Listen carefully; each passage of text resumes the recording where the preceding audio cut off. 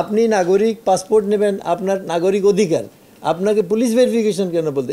ইংল্যান্ডে পাসপোর্টের জন্য অ্যাপ্লাই করলে পোস্ট অফিসে পাসপোর্ট চলে আসে। দলীয় কথাটার মধ্যে হলো যে একটা গোষ্ঠী যদি সরকার কক্ষিগত করে রেখে দেয় তাইলে দলীয় হবে, আর যদি সেটা না থাকে তাইলে এর আগেও তো হয় না এরকম। মানে এই যে এত বছর বাংলাদেশ চলতেছে, বাংলাদেশ হওয়ার পরে দলীয়করণ এর আগে এরকম করা হয় নাই, এইটাই প্রথম করা হয়েছে, এর আগে করা হয় নাই।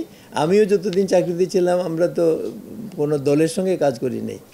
তো এইটা এই ধারাটা যেটা হয়েছিল এটা 15 বছরের একটা এটা আমার মনে হয় না ভবিষ্যতে থাকবে। তো আমার অভিমত সেটা, আমি মনে করছি যে এটা হবে না, এটা তো আর থাকবে না, এটা তো হবে না। কারণ হলো যে চাকরিতে রিক্রুটমেন্টের ক্ষেত্রে তো এখানে একটা জিনিস আছে, চাকরিতে মানে রিক্রুটমেন্ট বিভিন্ন ব্যাপারে পুলিশ ভেরিফিকেশন একটা ম্যান্ডেটরি, এটা আমরা রিকমেন্ড করতেছি, এটা থাকবে না, কোথাও থাকবে না। আপনি নাগরিক পাসপোর্ট নেবেন, আপনার নাগরিক অধিকার, আপনাকে পুলিশ ভেরিফিকেশন কেন বলতে? ইংল্যান্ডে পাসপোর্টের জন্য অ্যাপ্লাই করলে পোস্ট অফিসে পাসপোর্ট চলে আসে। Why I am a citizen. এখন আমি পাসপোর্ট, আরেকটা জিনিস হলো, এটা অবশ্য আমাদের কমিশনের কিছু না, বাট আমার সবসময় অ্যাটিটিউড হলো যে খারাপ কোনো লোক যদি দেশে আসে তো তারে ঢুকতে না দেওয়ার কারণ কি, বরং আমার ভিতরে আসলো আমার সুবিধা হলো। আর কেউ যদি বাইরে হয়ে যেতে চায়, গুড রিটেন্স অফ ব্যাড রাবিশ, চলে গেল, তো অসুবিধা কি?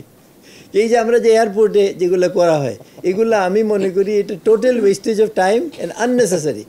একটা খারাপ লোক যদি ঢুকে আসে খুব ভালো, এখন তার বিরুদ্ধে আমার কোনো অ্যাকশন নিতে হলে নিতে পারবো, আর সে যদি চলে যায় তো গুড রিটেন্স অফ ব্যাড রাবিশ, আমার অসুবিধা কী? কিন্তু এইটা না করে এই পুলিশ ভেরিফিকেশন এইটা সেটা এয়ারপোর্টে আটকাই দেওয়া, ফ্লাইটে উঠতে দেওয়া না দেওয়া, কে করে এটা?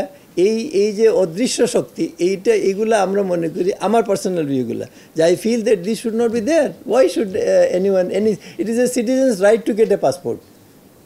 প্রত্যেক সিটিজেনের, নাগরিকের অধিকার আছে পাসপোর্ট পাওয়ার।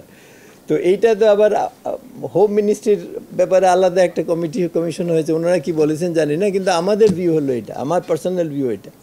এইগুলো তো এখন এইটা যারা দুর্নীতির ব্যাপারে যে কমিশন আছে তারা বলবে, আমাদের এটা বলার কোনো সুযোগ নাই, কারণ এইটা তো না। আচ্ছা, আমার মনে হয় আপনি এইটা বলেছেন, আমাদের জানেন যে দুর্নীতি দমন কমিশনের নিয়েও আলাদা একটা কমিশন আছে, লাইক আস, তারা স্পেসিফিক এই কাজগুলি করবে। এবং আমি একসময় দুর্নীতি দমন কমিশনের সচিব ছিলাম, তখন আমি একটা সার্ভে করেছিলাম দিস অ্যান্ড টাইম, তখনই উইদিন দি কমিশন 13% লোক করাপ্ট ছিল, যারা দুর্নীতি দূর করবে, 13%। আমরা এখন এফবিআই এই পার্সেন্ট নিয়ে যেহেতু আমি নাই, বলার সুযোগ নেই, তবে এই কাজটা তাদের এখতিয়ার। এবং পেপার পত্রিকায় আমাদের কলিগ, আমার ব্যাচমেটও কয়েকজন এর মধ্যে আছে, আপনি হয়তো সবার খবর জানেন না, এই জন্য পত্রিকায় দেখেন নাই, দুর্নীতি করে সরকারি কর্মকর্তারা পার পেয়েছে এটা কম। এবং সর্বশেষ এই যে আপনার ছাগল মতিউর, সেও পড়ে গেল।